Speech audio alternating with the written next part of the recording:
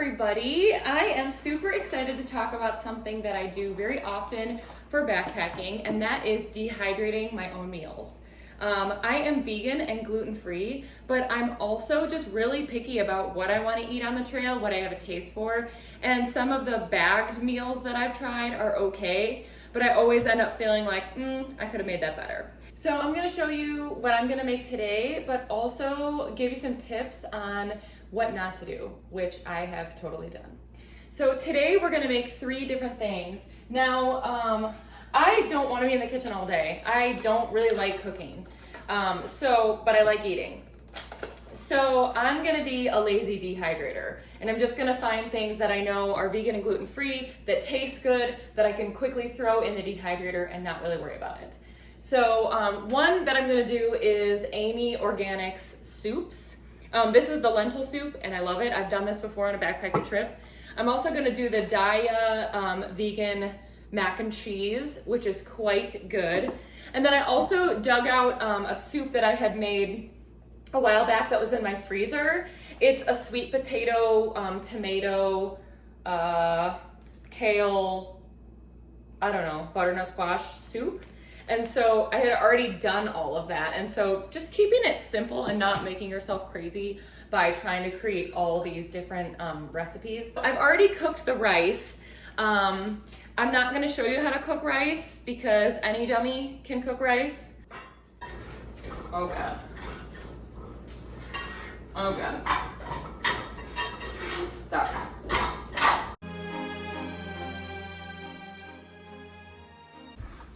So I already cooked my rice, and what I'm gonna do is spread it out. Now, I would normally just spread it with my hands, but since you're watching, I'll do it a little better.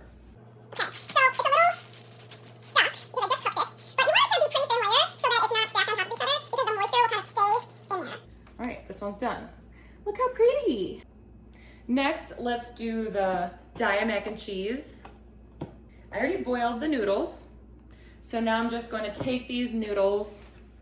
I'm using my hand this time because I'm a savage. I mean, I'm the only one eating it, so I really don't care what you think. And then I'm going to spread it out as much as I can.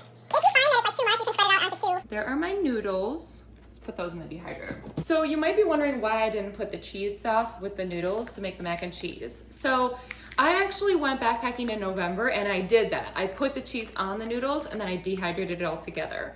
And I'm kind of wondering if that made it lose the flavor of the cheese.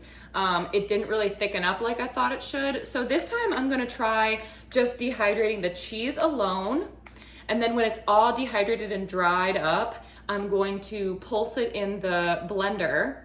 And then I'll just have like a little cheese packet that's powder, and then I can add that. We're gonna give this one a try and just do the cheese sauce by itself. So I'm gonna just spread it pretty thin, and I'm gonna try this out and see how it comes out. I'm gonna do the laziest of all lazy and do my Amy's lentil soup. It is so good though, you guys. I love it. So this one is sketchy. It's got a lot more liquid. So you might want to drain a little bit of liquid out, but I've done it before and it seemed okay. Let's see. Okay, that's not too bad. Okay, and then what I'll do is just take the lentils, spread them out, just watch for the edges for the liquid. But a can of soup fits pretty well on this, and I think because it has some thickness to the soup, it doesn't run off. If you do this with a super liquidy soup, very brothy, you might be screwed. I don't know, try it. So, lentil soup, go in.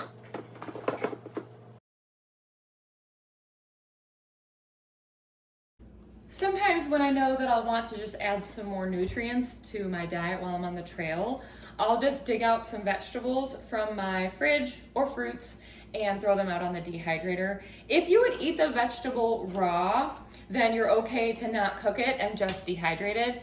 Certain ones might taste better, like broccoli, corn, things like that. You can blanch. I'm not gonna teach you how to blanch. You can Google it. It's not that hard, you guys. If you notice that certain vegetables taste better once they're cooked, then you might want to cook them first. So that would be like mushrooms and onions for sure. They just taste better, the flavors come out better. Hi, welcome to the stove.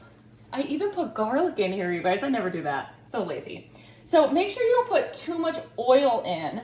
You don't want a lot of fat in your food that you're going to dehydrate. It will spoil the food quicker. Especially if you're going to try to keep it longer.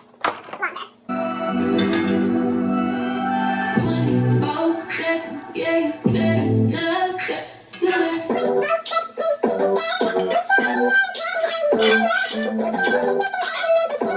I'm gonna spread it out. Another tip that I learned is to add the seasonings afterwards. You can always add some salt and stuff now, but when I made a meal one time and did all these yummy spices and everything, after dehydrating it, it just didn't have the same flavor. So add your spices after you're done dehydrating. Did you get that? Add them after. Why is this one so saggy? I'm already thinking of some ways to add vegetables to some of these meals.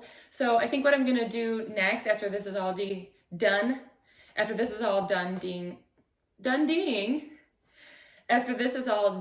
being dehydrated, then I'm probably gonna do some broccoli and mushrooms and add that to my macaroni and cheese. So same kind of thing as the spinach. You could lightly cook it or not cook it at all and then just dehydrate it. Then I throw it all in together. So I'm going to basically dehydrate this.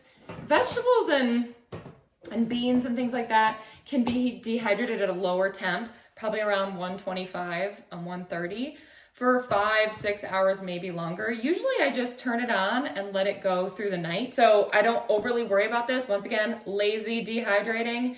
Make it easy, make it simple.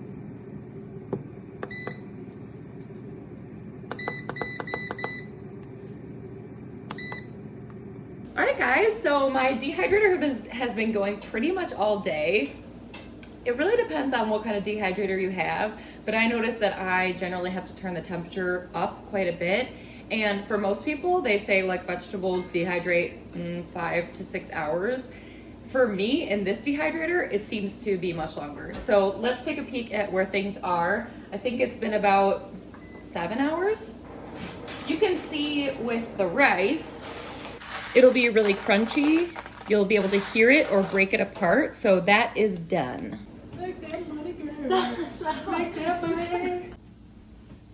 When you test out some of the other ones, this is that soup. The bigger pieces are still pretty wet, so I'm gonna keep dehydrating that.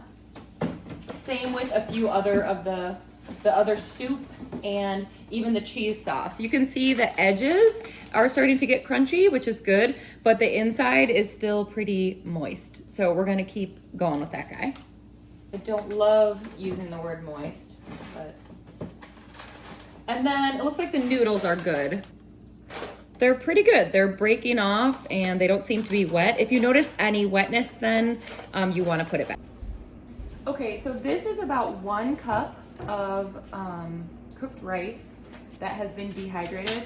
I'm not gonna put a whole cup into a meal because remember I'm gonna mix the rice with the soup. So that would probably be too much. So what I'm gonna do is take about half of it.